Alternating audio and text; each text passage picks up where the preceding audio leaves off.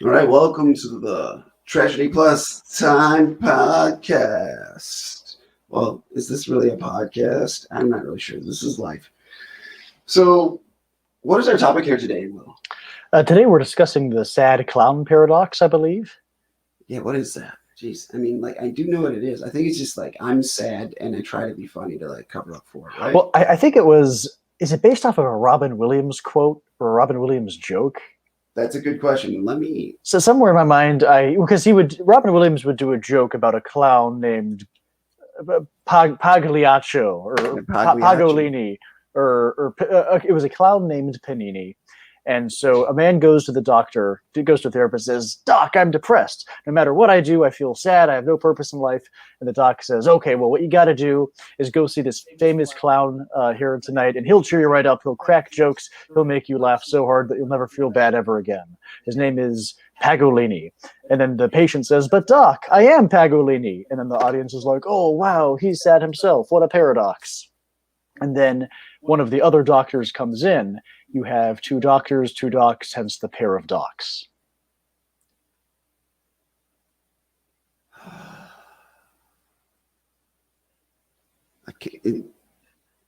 Is this urge for me to end it all right now? Just end the live podcast also, or end?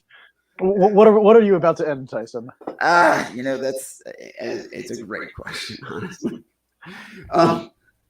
But yeah, so the idea that the saddest people try their hardest to make other people laugh. Yeah, so they've actually done a fair amount of study on this from a psychological standpoint or psychological studies. Maybe I should just look at the data here. From the best. I mean, I have the data pulled up on my screen right now. The data. Well, I had the data. So the data is one dot here, another dot here, and then several dots down here. So whatever you make of that, I guess. Wonderful. Yeah. The joke was also in The Watchmen. It's The Watch. Graphic novel. Well, that's Neil Gaiman one, right? Neil Gaiman? No. By Alan Moore. Okay. Who was a comic book writer who wrote for DC Comics, okay. But he wrote The Watchmen, and it was then turned into a movie, but he never wanted it to be turned into a movie because there's a number of artistic details about the way that comic book was produced that are very special to it. Okay. It's an award-winning comic book, but one of the characters in there is Rorschach, and he also posits that joke. Oh, okay. So I've not seen it, but I think I have seen still images. Rorschach is the one who with a symmetrical face, right? Like a Rorschach test. He's got a Rorschach test. Yeah. So. Yeah, when he says, he goes, man goes to the doctor, says he's depressed, says his life seems true, and blah, blah, blah. He says the same thing, but doctor, I am Pagolaki. So the last time I took a look into this particular topic, it was very interesting, and it was also very, However, there was a whole lot more information the last time I looked at this article.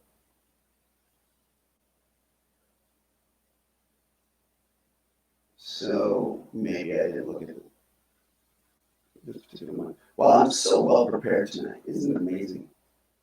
Do we have a lazy clown paradox? Or the clown who is the least prepared in his person? Makeup on, they just kind of show up in overlay shoes. the clown who's the most prepared in his day-to-day life is the least prepared on stage. Yeah, he just stumbles on stage in a business suit and is like, "Oh, I forgot to put on my foundation. What am I going to do here?" Yeah, and he just has regular balloons.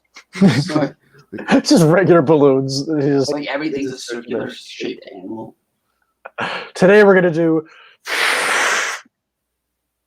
a ball. Yeah. All right, everybody gets Everyone gets a ball. Everybody gets a ball. You get a ball. You get a ball. You get a ball. Just children and cry. Then all those kids end up sad, and then they get depressed, and then they go into stand-up comedy. Hence, the circle of life. Now I understand what they're trying to say about this particular thing. Are you afraid of clowns? I really dislike clowns. I'm not afraid of them, but I dislike clowns in general. But that's because I was raised in Baraboo, Wisconsin, which is the home of the Circus World Museum.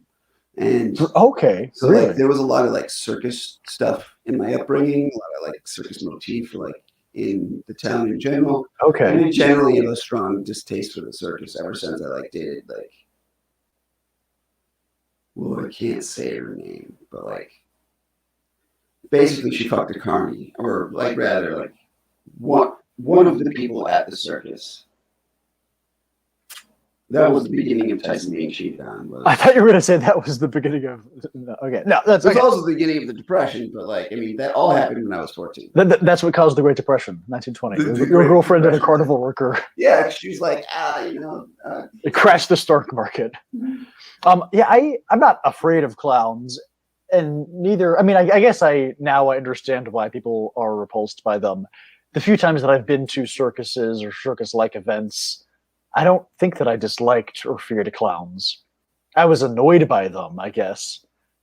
By clowns? Well, if one of them wanted to come up to me, I guess I was also a sad child at times. So if one wanted to come up to me, like, "Here, child, would you like a balloon animal?" I'd be like, "Get that away from me." Please. So were you sad or were you serious? Because I will say I have seen one picture of Will from his youth. Which one? The only change is you're like this. Oh, is it the baby photo? Yes, the baby photo. Oh, yes, so the baby. Yeah, there's a baby photo of me. Look as serious as any other time. It's like the beard is missing. I mean, can we do a screen share? If I have it on my laptop, can I pull it up? I believe so, yeah. Okay, let me. I will talk while I attempt to find this ought to not work very well because it's not like we're super prepared here tonight on the show. And when I say we, I mean me. So yes, I was a happy child at times. I also had a low threshold. I think I inherited it from my father. I had a low threshold for chicanery that I myself was not part of. So if I'm being chicanery, is that where you get you go overseas as part of a tour or a mission trip, and then you do something wrong, and then you get caned? Is that yes, that is what. Yeah, if you go to Thailand and you spray paint graffiti, that's right. If you go to Thailand, then you get caned and then fed to a chicken. Hence the chick-canery. Oh, got it. Yeah, it's a whole thing. I love it when I attempt to do puns, but I just I do a half setup, but I can count on you to mop up the rest. It's like the improv game where justification, where you give me an absurd or two unrelated things that I am forced to make them come back together. Yeah, somehow convergence. So convergence. Yeah, I do like that improv game. I don't know how it relates here, or does it? I'm finding the baby photos. We'll get there. I like that Will can look up his own baby photos while we're on the podcast. It's brilliant. I'm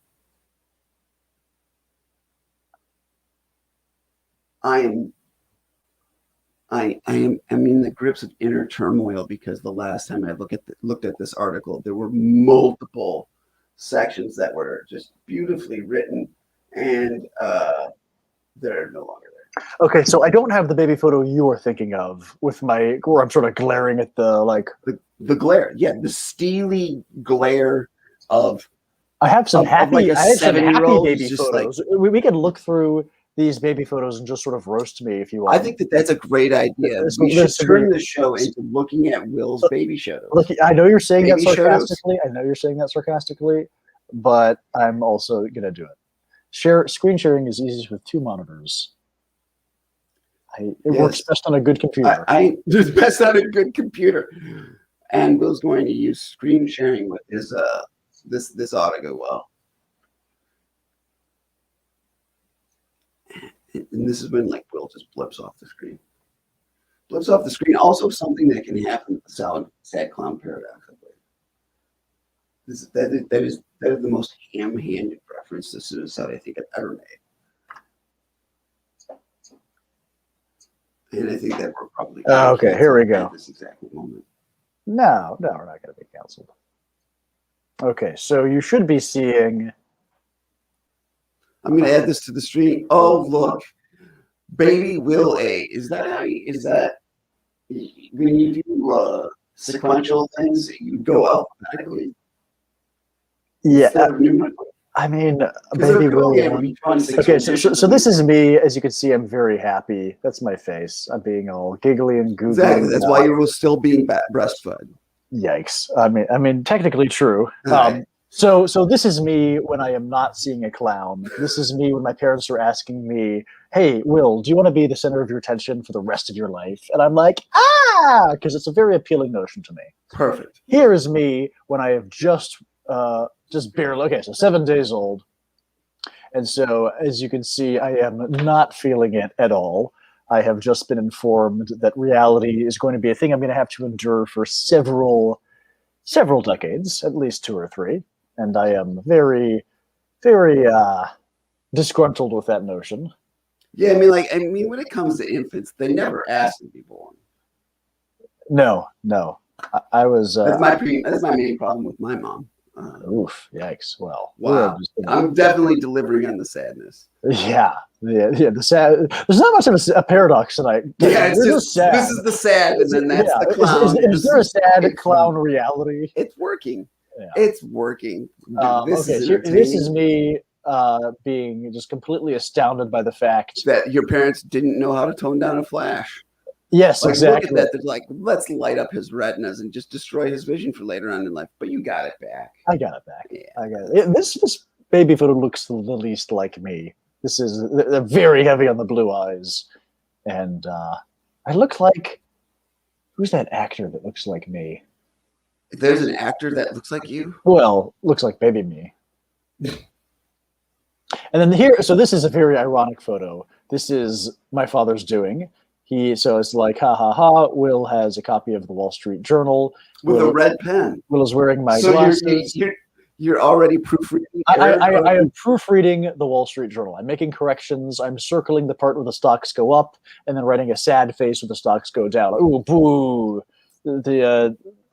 I thought you already knew to identify fake news. Yes. Every time the stocks go down, it's fake news. That's right. Perfect. Depending on the president. But yeah, so that's me. I'm gonna close out of this now. Hopefully that will. I really don't think that you should close out of that. That was one of my favorite things ever. That's me showing you my baby photos. Yeah. So I think if we just repeat that enough times in this podcast, that we'll actually have something of quality. It's maybe okay. Not. Other comics will see this and judge us for not having the best comedy podcast, and that's okay. That's just it, but this isn't really a comedy podcast. It's not really a podcast because no one listens to it. It's only a live stream show at this time. I'll eventually edit it down and turn it into some sort of podcast. And when I say eventually, I mean in my mind, I think I'm going to do it, but I'm not. Like, it's just going to be a live show. That's fair. But besides splitting hairs and being sad. Yeah, let's not split hairs. Mm-hmm. Or as I prefer, get into semantics. So do you find that you being sad makes you either more creative or funnier? It's not so much that it makes me funnier. I think it just kind of it puts me in the range of like. Range of what? I seek it as a coping mechanism. Okay. That's ultimately what it is. I did find the details that I was wondering about, and as much as everyone loves, and I mean loves, when someone just reads from Wikipedia in a live stream, I mean, that's like entertainment at its highest value. Are you being sarcastic? Because that is my favorite thing to do. That's all right, cool. So I'm going to jump into it because I think if I'm ever taking a girl on a first or last date, that is what I will do. Is I'll just read Wikipedia. What is the difference between Will's first and last date with any sort of girl? Aren't they often the same thing? Yeah, usually. Perfect. Usually. I mean, like, this is not my joke, but I heard another comic that was writing a roast joke about you and said, like, yes, I feel like most of Will's dates are like him twisting his mustache while they're tied to railroad tracks. It's just like, wait, someone else said that about me? That feels like a joke that I would say about myself. Well, yeah. I mean, like when you stumble upon it, like there's parallel thinking and all that sort of stuff. I'm going to spend the rest of the evening wondering who it is. I have ideas. Yeah, well, their name has alliteration that'll narrow it down for you.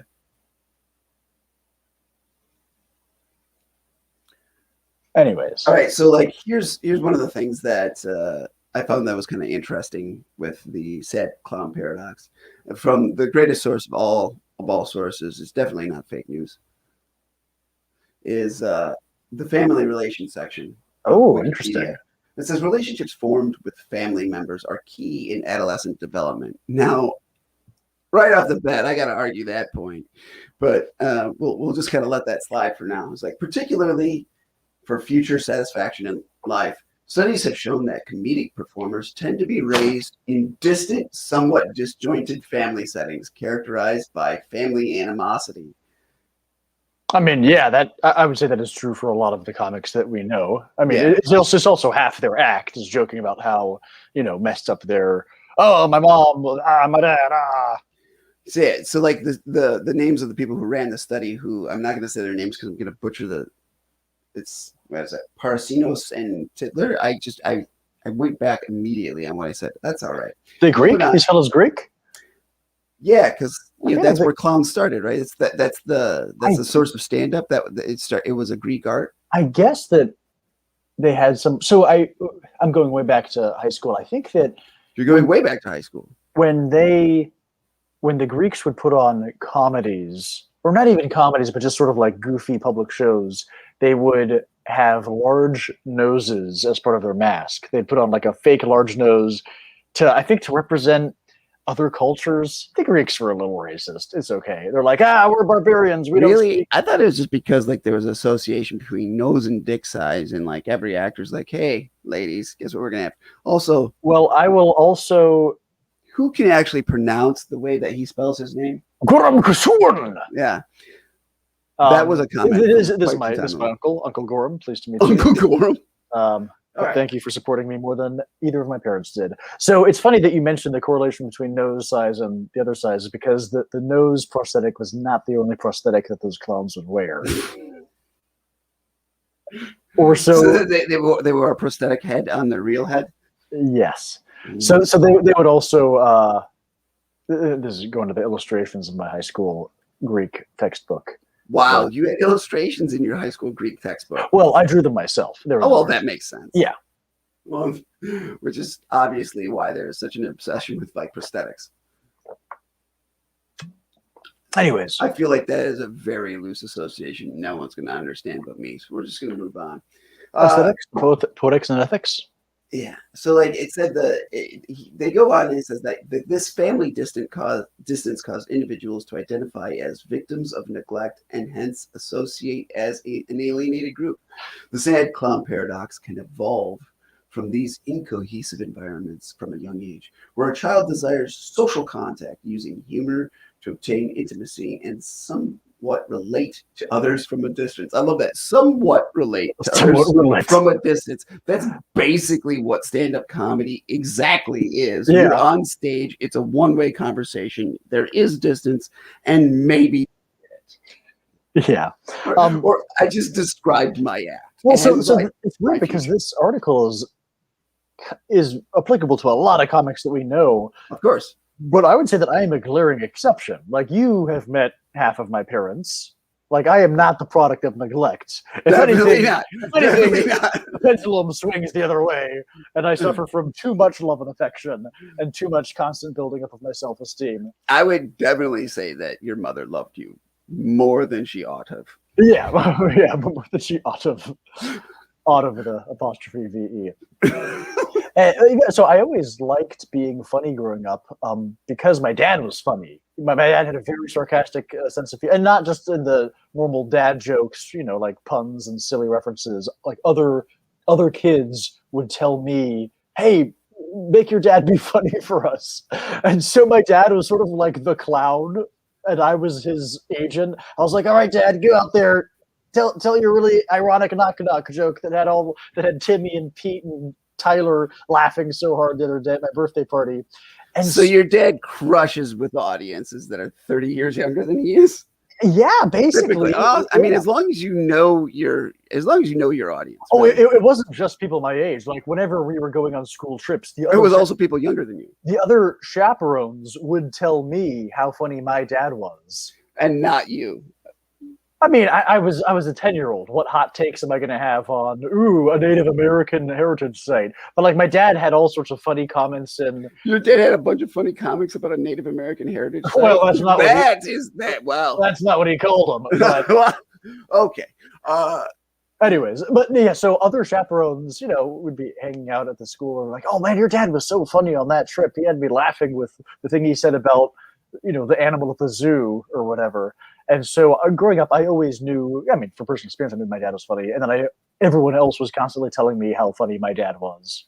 All right. So back to this article. Yeah. I mean, I do appreciate that story. And we've talked about this particular topic a lot. Like, I mean, you have said often that like your dad was like one of those inspirations that got you into comedy. For sure. Yeah. If only he could have made you sadder. I think that like your act would be better. Yeah. I feel like if he had neglected me more, like that would have really sharpened me. I mean, if he would have just opted to just forget that you existed instead of telling you to go cut a switch. Yes. Yes. Yeah. I'm sorry to the Isenberg family. We're taking a little bit of liberty, and like none of these things are true. The switch was Switch Interview, the improv game. Oh yeah. Can you imagine a dad being like, "We're gonna play Switch Interview as your punishment"? Oh, I'm sorry for breaking the face, Dad. Please don't make me do impressions. And then they just like mercilessly pick apart like your use of like accent. It was just like, all right, now why was that emotion the wrong use for this scene? Yeah, the game of changing emotions, but you're always playing it as a child. Well, your parent is just like, no, I said happy. Well, what is my personality now, but not for a never-ending game of changing emotions? What will make these people like me? Shall I try anger? Right. No. Anyway, so it continues and it says the study conducted by Fisher found humor-oriented individuals likely to identify their mothers as demanding, unsympathetic, and distant. And the first time I read this, boy, was that kind of damning. They were seen as avoiding the nurturant role, commonly failing on their. My eyes are going blurry apparently, and my contact's going to fall out of my face. He's getting falling on the father to fulfill his role for the family. An ink blot test for parents of comedians revealed their tendency towards a childlike view of the world, describing protocols with juvenile imagery. Fisher concluded that these views were linked with the parents' reluctance towards responsibilities associated with the general tone that happiness prevails. Well, the good news is if I'm busy doing shows and traveling and famous, that my children will be also amazing stand-up comics. Exactly, because I will never be there for them. I think what it comes back to is it's the Patton bit where he's talking about like raising his own daughter, and they said like, well, we never got you up from Better Fed You. You cried all night, and you turned out just fine. And he's like, no, I didn't, Mom. I go on stage and talk to people about my dick. This is not good parenting. Yeah, exactly. Yeah. So like I think like if you are a parent and you have a stand-up comic for a child, that you probably have something to be ashamed of. I guess. But like, I mean, except for Will's parents, they're the exception to the rule. I mean, yeah, exception that proves the rule. I just want to see some traveling dad comic or mom comic be on the stage and like, why do you do this? I do this for my kids. And everyone's like, oh, that's so sweet. But they mean I do this so that the neglect will make my children better comics. Exactly. Because like I'm here for them. I'm not there for them. I'm here for them. Because like every comic, they like it when they see other people, not them, do better than they did. Right. Yeah. That's baked right into comedy where there's this sense of camaraderie where you definitely want to see people like succeed more than you, and you definitely you want to see them get spots that maybe are those spots that maybe are a little too much for them, but you feel like you could have easily done. Oh, what was that joke that David Schindlinger? Yes, David Schindlinger's joke. Well, that was one of the best one-liners. How many comics does it take to change a light bulb? The answer is 100. 1 to actually twist the light bulb, and 99 to stand around and say, that should be me up there. Yeah, definitely. So good. So good. Rest in peace. So, as I was saying, Sad clown paradox. I feel like if I am feeling, there's certain types of sadness or highs and lows with your energy where either you're like, there's sadness that is unmotivating and you can't do anything until you get out of it. But there's also a type of sadness which is motivating. Yes, It's sort of like, for me at least, if the temperature is colder, I feel more alert, more focused, more ready. Whereas if the temperature is warmer, I feel drowsy, content, cozy. And so if you just draw a comparison between emotional temperature and physical temperature, if I feel jaded or angry or something, that could sharpen me, make me more creative, and make me sort of like an angry hunger to create. So that's why you wear like your rubber underpants packed with ice. Yes. I mean, we weren't going to mention it. It's not. We weren't going to mention that, but are they leaking? Oh, the seal broke. They're I dripping a little on the carpet. I like what it does for your silhouette. I mean, honestly. I suppose, yeah. Somewhat of a boxy frame. Yeah. Ice baby. Yes. That's my favorite Queen song. Oh, God. Can we just turn the rest of this episode into like mouth noises with Will Isenberg? I think it'd be a slam dunk. Mouth noises. Will Isenberg. That's the name. I think that's the name of your special when you have it. It's my new children's show. I do it 500 feet from the camera. Oh God. Okay. There's this other thing out here I want to bring up. And this is something that kind of it resonates with me. It says comedians have been found to recognize the importance of a competent caregiver and are often worried about being inadequate parents and caregivers themselves. A study conducted by Janus revealed that the sampled comedic performers were more prone to wanting larger families and was associated with the comic's need to provide informed connections that can be fulfilled in a family setting. With their own children?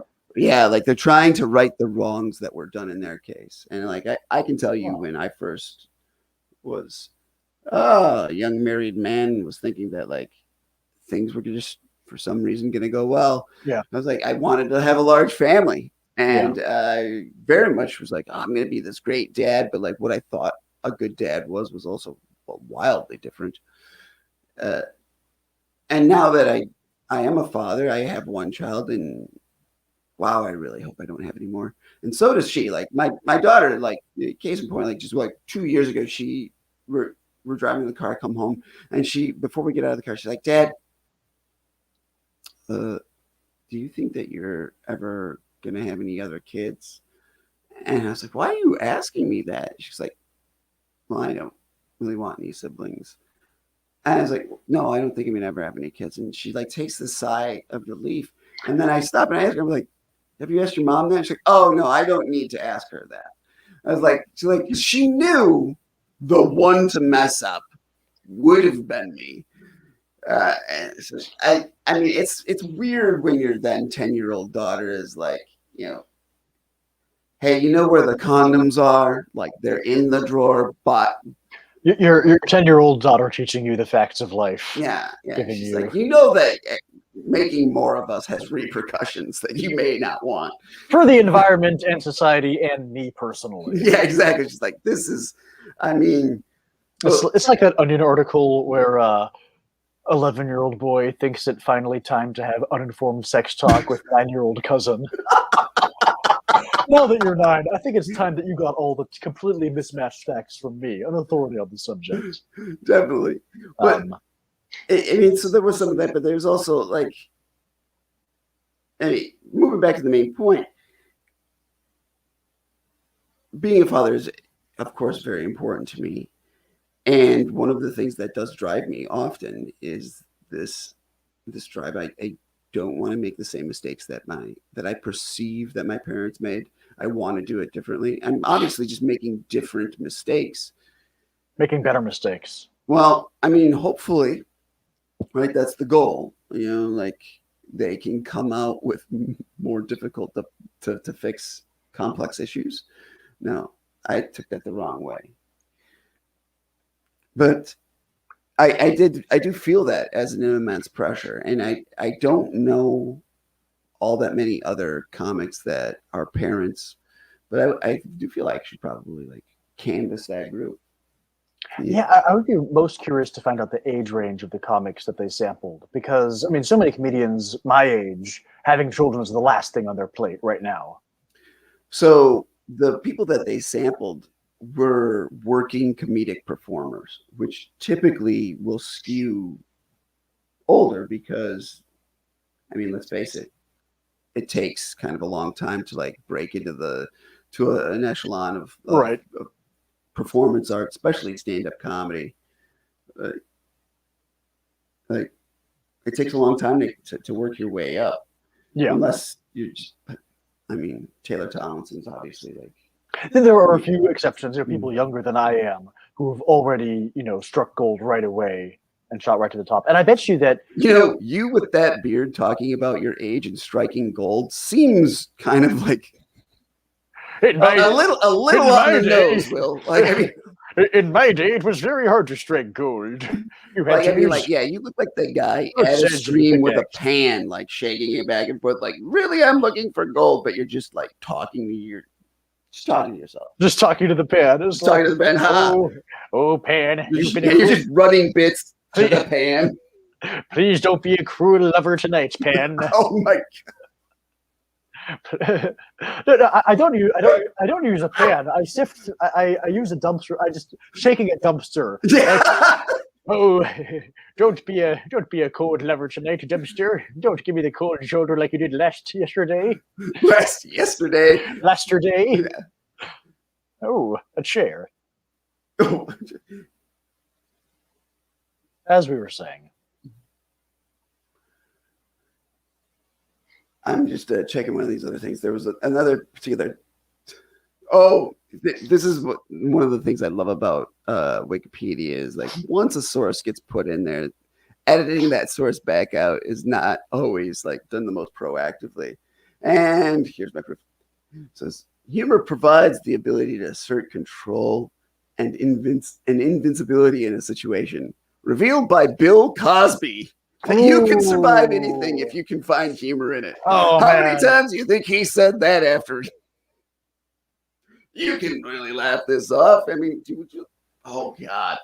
Like the words. This article. The words Bill Cosby. Find a different source. There should be a restraining order between the words Bill Cosby and exerting control. I feel like build that wall. Build that wall. Make him swim across that. Build a wall. There you are, talking about politics again. Jeez. I was not referring. I know. It was a flimsy reference. Just we can move on. When this does become a podcast, a lot of the shit that I say is getting edited out. Political reference to Wall Street, because some people want to build up Wall Street to make more money. Is that? You do. I don't understand like how walls connects to streets. Honestly, like I think it used to be the actual geography of old New York. Because when they first started building the finance sector, there was an actual wall, I believe, to keep either the Dutch out or the Dutch in, because there were different groups of people at the time. This is like 1600s, 1700s, maybe even before the founding of America as a country. And I believe that there was a wall and there was a street running along the wall, and that is where sort of the birth of at least modern American finance was, because they would want to talk about the various markets like tea, coffee, buying, selling, trading. So I think that there is an actual historical reference point for that. I gotta be honest with you, I completely checked out for that entire thing that you were talking about, because inside my mind, They Might Be Giant sound, a song for like Istanbul. Even old New York was once New Amsterdam. And why they changed it, I can't say. People just liked it better that way. Perfect. That song. Yeah, that exact song, and then like the loony, the.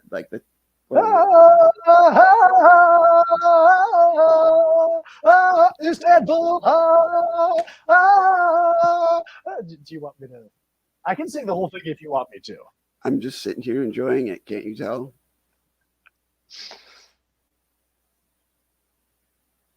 Do you think we should just change chairs?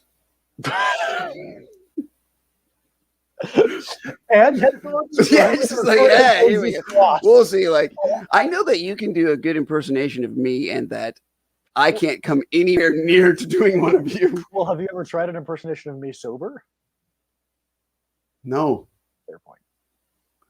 Like, I mean, my impersonation of you would be like just not ever looking anyone in the eye, but like that. No, it would. But be, you do lock gaze with your camera way better than I do. So I think you're making better eye contact with the audience now than I am. At someone a little too much, and they're like, "Could you make less eye contact?" Do you have a certain set of skills that you would like to talk about? That's funny.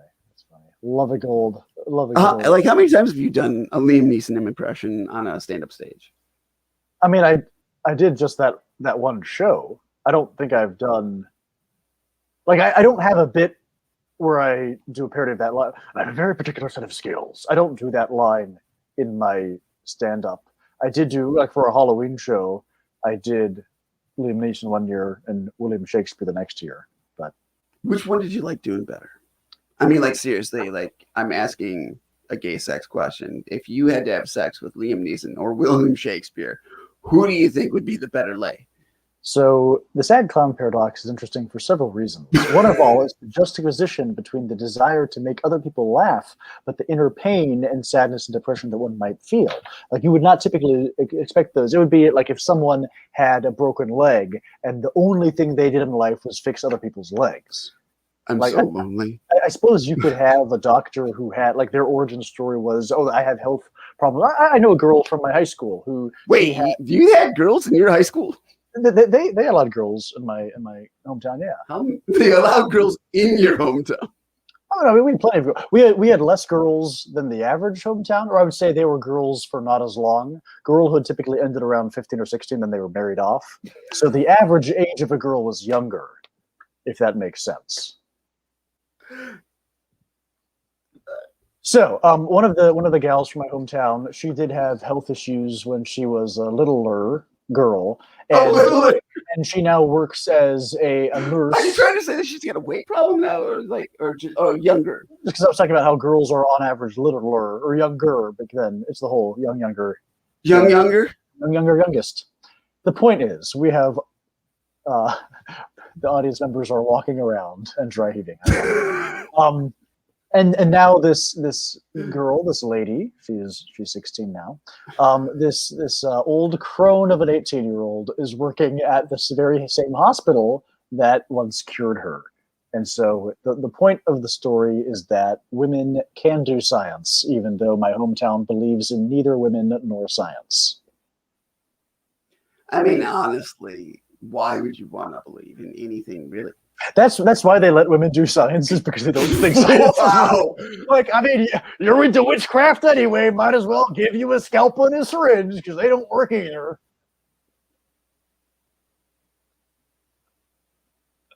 If you give us 37 minutes and 54 seconds, we will eventually come to a joke. And I think I kind of nailed that one. I love it when you say that exact phrase. I think I kind of nailed that one. Well, it's my dad would use whenever he was building us a deck. Also, we're back to you. Oh, yeah. It was like whenever he was building you a deck. How many decks did he build? I just get this picture of like your parents own like 99 acres of like yard, and there's 89 acres of decks. So in much the same way that my dad didn't hit me with a switch, his idea of not sparing the rod was just building endless decks whenever I misbehaved. It's like, oh, you broke the mug, you broke Daddy's favorite mug. It's time to help me build our 15th deck this year. I'm like, Dad, please don't make me do this. The neighbors are staring at us. I mean, honestly, like, just the fact that you're building a deck with a hammer and nails instead of like a proper screw gun just shows like the level of like just disdain he had for you. You can build things with other than hammers and... Moving on. Recounts from psychiatric treatments reveal some patients to be overwhelmed by negative aspects of their life. I don't think that that's just for sad clowns. I think that that's just people. All right. Anyways, however, when these issues were confronted by the psychiatrist, they were met with laughter, followed by the patient dismissing the severity of the issue. Now that, That's such a whoever was writing this academic journal had a lot of fun with that one. Yeah, because like, wow. I mean, I can't tell you how many times I've just like cried and had manic laughter, like at the same time, and then in cycle. A therapist asking, "So, do you think that comedy makes you less sad?" And then the person is going, Yeah, exactly. Just like cry laughing, but with more of the crying at the end. Yeah, I actually think it should be weep with laughter. I think that's with laughter. I think I actually used that as a tagline for one of my shows once. He wept with laughter and he cried with sadness. He laughed with He chuckled with sadness. There you go. He chortled with depression. Chortled with if we could use the word chortled more often, I think the world would just be a better place. We would anytime I imagine someone chortling, I imagine me, but with my walrus mustache more walrusy and my hairline more Benjamin Franklin-y, and then just sagging monocles, respectively. Yes. I mean, I think everybody can just visualize that right now. I mean, just like take a moment, take a screenshot, everybody. What if you're like on this, just take a screenshot of Will right now. And then if we could just have like a nice illustration challenge by the next time Will comes on the show. I feel like Mimi could do that because she did all of the ones for the other podcast. Oh yeah. Madtown Follies. Yeah. Oh, that's a blast from the past. That's an old reference. That was 4 years ago. Babies have been born and become older babies in that amount of time. Yeah, for sure. Oh yeah. Mm-hmm. Yeah, I really had a lot to add on that topic. Cool, awesome. Anyways, so Will, where are you broadcasting from tonight? Oh, I'm broadcasting here from the fine city of Pulxatowny, New Mexico. Pulxatowny? Pulxatowny. It's Pulxatowny. It's kind of like Pulxatowny, but it's like also they're really into. It is like, both a town and a county. Pulxatowny. Yeah, and they're like there's like a German house and they just play a lot of polka. It's like a lot of mariachi polka. Could you do? I suppose you could. I mean, if you've ever been to a polka band, they don't sound that different. They have accordions. They have little shaky things, hands. Wow. They have. Oh my God. I crack myself up sometimes. Yeah. Whoa, offending. In a padded cell. My idea of self-love is giving myself a hug in a straitjacket. So yes, I do believe that polka and mariachi bands are more similar than they are dissimilar.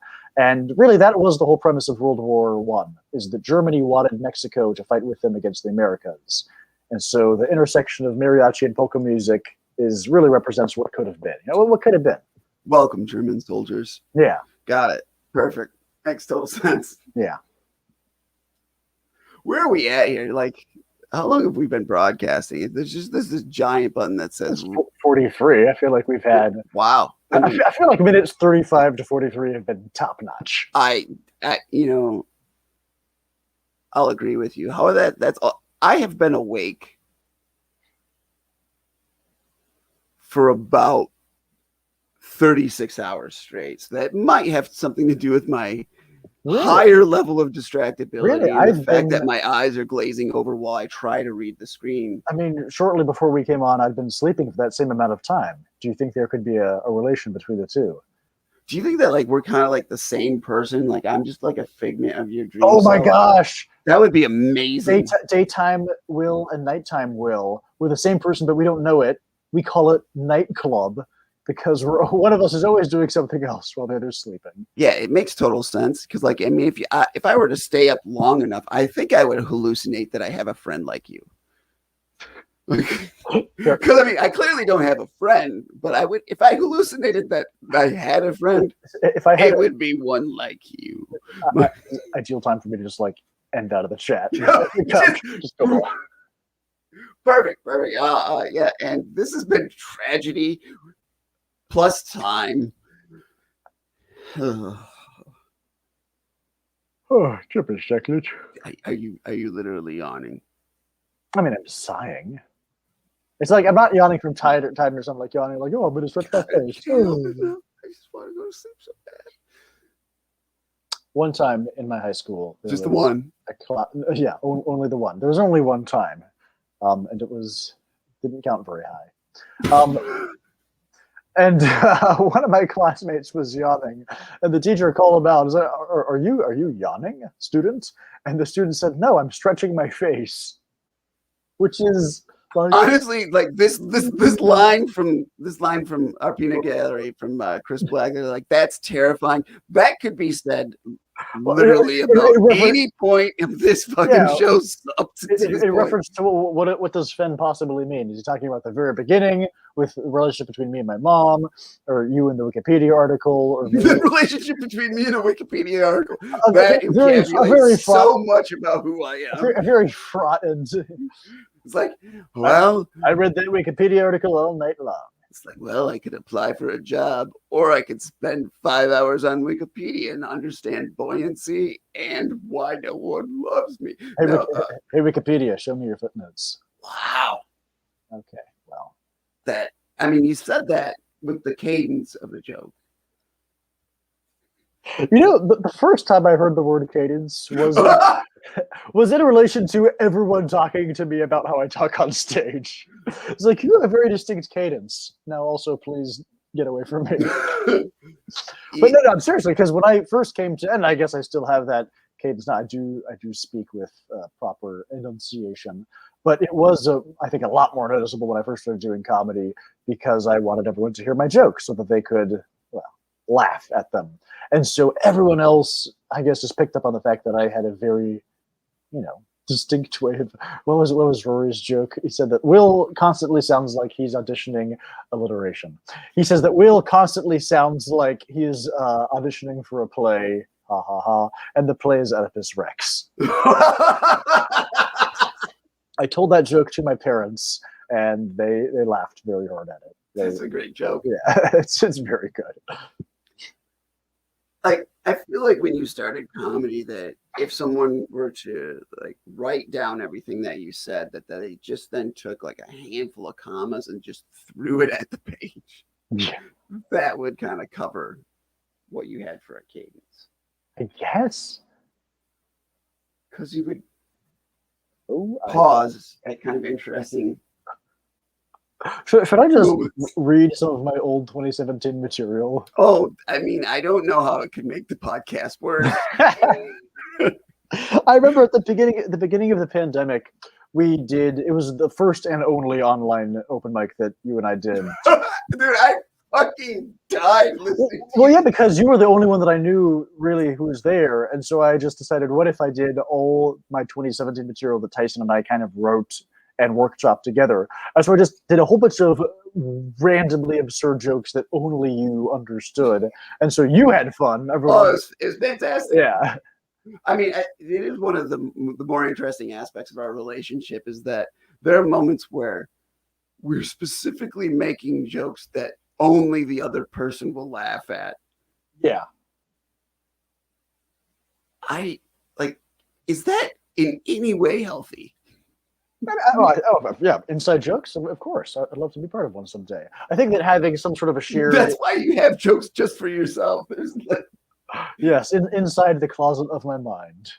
In the windmills of my mind. So I think that inside jokes are very good for building intimacy, because that's what inside stands for. Intimate side, your intimate side with someone. Is that the way that words work? Yeah, if you have... you take different ones and ram them together. You just find a prefix and nail it onto whatever concept. All right, yeah. Cool. So inside jokes, or as I like to call them, insanity jokes.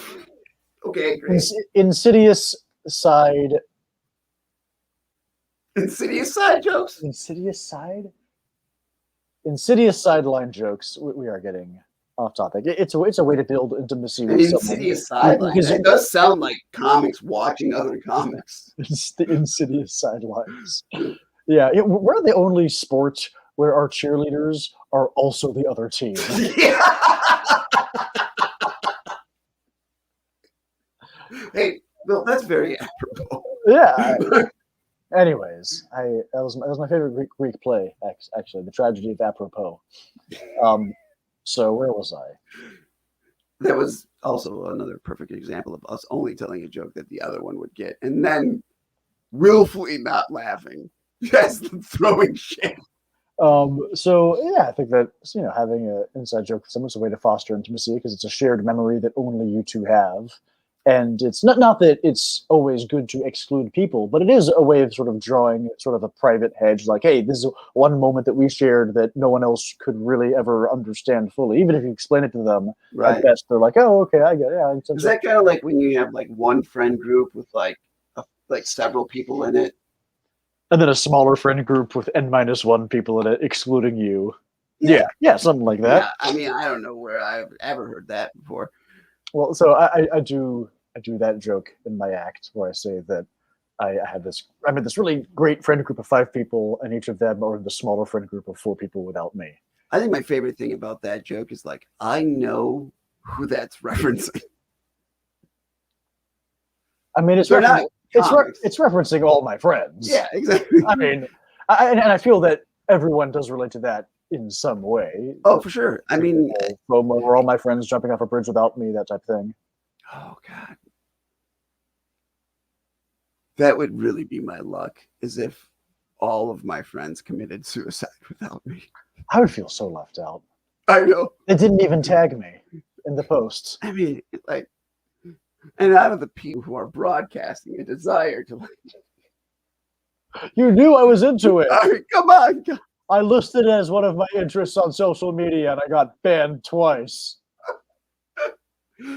I think one of my favorite instances of your inside jokedness is you went to another city and was interviewed. Oh, I was going to quote this jokingly earlier. I mean, I have the screen. I screenshot it. This is easily my favorite inside joke of all time.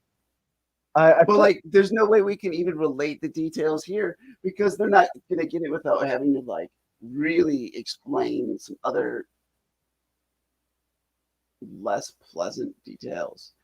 I love it when I paint myself into a corner that isn't funny. What? Because you know that I'm going to read it no matter where. I took a screenshot of it. Where is it? I took a screenshot of it. Where is it? It's the name of real sex tapes. Honestly. Don't. Hey, we've hit 52 minutes. We only got to hit 8 more, and then we've got a full episode.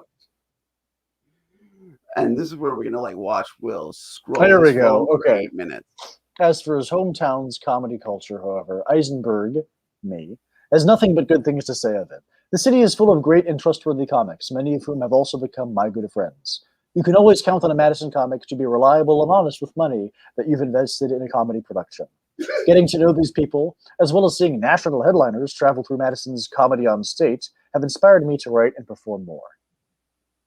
One of those lines was not true. One of those lines, I will leave it up. I will leave it. I feel like that to the students to figure out which one. Yeah, I feel like that thing is like what, one truth and multiple lies. Yeah, two truths and a lie, or as I like to call it, 2 brags and a humble brag. Yeah, exactly. I love that idea. Yeah. I'll say this about that particular game, the true truths and the lie. What I really hate are the people who do, like, they'll say, well, I studied for 8 years to become a doctor.